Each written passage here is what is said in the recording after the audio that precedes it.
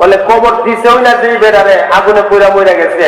বলে মৃত্যুর পর থেকে, তার যখন মৃত্যুটা হয়েছে, মৃত্যুর পর থেকে নিয়ে হাসরের ময়দান কায়েম হওয়ার আগ পর্যন্ত পুরোটা সময় হইল তার আলমে বর্জ, কবরের জগৎ, পুরোটা সময় হইল কবরের হায়াত আর কবরের জিন্দেগি। বুঝতে পারছেন নি? এক ব্যক্তি পানিতে পড়ে মারা গেছে, মাছে পোকামাকড়ে তার লাশ খেয়ে ফেলছে, কোন চিহ্নও নাই। তাহলে এই ব্যক্তির কবর কোথায়? এরকম প্রশ্ন অনেকের আসতে পারে। তো কবর মানে কবরে যাইতে হবে, কবর দিতে হবে, কবরস্থ করতে হবে, দাফন করতে হবে, এরকম কোন শর্ত নাই। কবর জিন্দেগিটা পুরাটা জিন্দেগি হলো মৃত্যুর পর থেকে নিয়ে, যার যখন যেভাবে মৃত্যু হয়, মৃত্যুর পর থেকে নিয়ে আসর কায়েম হওয়ার আগ পর্যন্ত যে সময়টা, পুরাটা সময়ের নাম হইল কবরের জিন্দেগি। তাইলে সর্বশেষ যে ব্যক্তি কবরের জিন্দেগি শুরু করবে, ওই ব্যক্তিও কমপক্ষে 40,000 বছর তার কবর অবস্থান করতে হবে। তাইলে ওই ব্যক্তির আগে যারা দুনিয়া থেকে বিদায় হয়েছে, আরো যারা বিদায় হবে, ওরা কতদিন কবরের মধ্যে থাকতে হবে, বা তার কবরের জিন্দেগিটা কতটুকু লম্বা হবে, অনুমান করার কোন সুযোগ আছে? অনুমান করে বলার কোন শক্তি কারো আছে? এই কবরটাতে আমরা সবাই শান্তিতে থাকতে চাই কি চাই না? শান্তিতে থাকতে হলে এই শান্তির ফায়সালা দুনিয়া থেকেই কইরা যেতে হবে।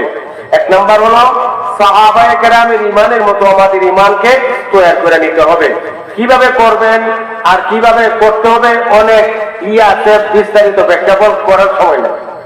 ইমানটাকে মজবুত করে নিতে হবে, সাহাবায়ে কেরামের ইমানের মতো ইমান বানিয়ে কবরে যেতে হবে। আর হলো সাধ্য অনুযায়ী একজন মুমিন হিসাবে সর্বপ্রথম 5 ওয়াক্তের নামাজ কায়েমি দায়েমি, আর বাকি অন্যান্য যে ইসলামের বিধিবিধান গুলো আছে, এইগুলো সাধ্য অনুযায়ী পালন করে যেতে হবে। তাই কবরের সামান এখান থেকেই আমাদেরকে তৈরি করে নিয়ে যেতে হবে।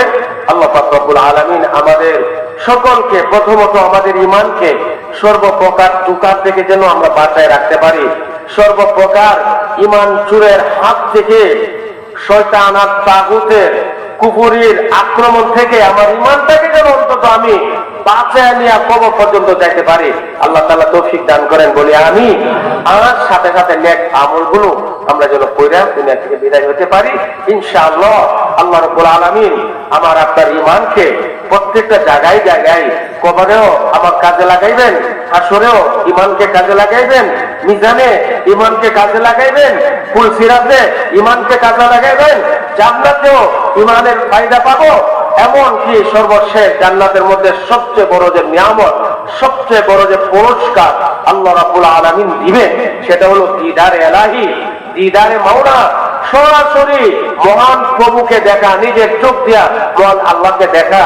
আল্লাহ তাআলা যেন এইটাও, এই সৌভাগ্যটাও আমাদের প্রত্যেকের ভাগ্যে নসিব করে দেন। সবাই মহব্বতে বলি আমিন।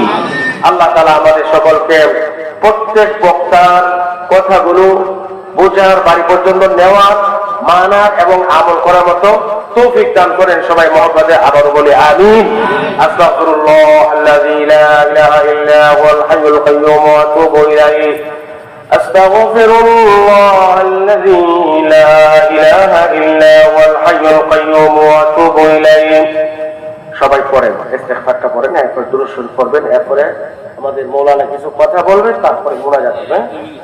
আচ্ছা, তাহলে আপনাদের সন্তানে, আমার নাতি, সারা বাংলাদেশে যিনি বড় বড় মাহফিল গুলোতে প্রধান আলোচক হিসাবে, প্রধান আকর্ষণ হিসাবে মূল্যবান বয়ান পেশ করে থাকেন, বড় বড় মাহফিলের প্রধান অতিথিরা আসলে অলঙ্কৃত করেন, আপনাদেরই গর্ব, আপনাদেরই সন্তান হযরত মাওলানা মুফতি রহমতুল্লাহ আল হাবিব, যার অক্লান্ত পরিশ্রমে, যার নেতৃত্বে, আপনাদের সকলের প্রচেষ্টায় বেশ কয়েক বছর যাবৎ গোকর্ণ গ্রামের মধ্যে গানের রোহিত মাগফিরাত কামনায় এই মাহফিলটা বাস্তবায়ন হয়ে আসতেছে। মুনাজাতের আগে আপনাদের মাওলানার কাছ থেকে আপনারা দুইটা কথা শুনেন, তারপরে ইনশাআল্লাহ আমরা মুনাজাত করে দেব। বলেন শেষ, ঠিক আছে? মাওলানা কিছু কথা বলেন আপনাদের। আলহামদুলিল্লাহ।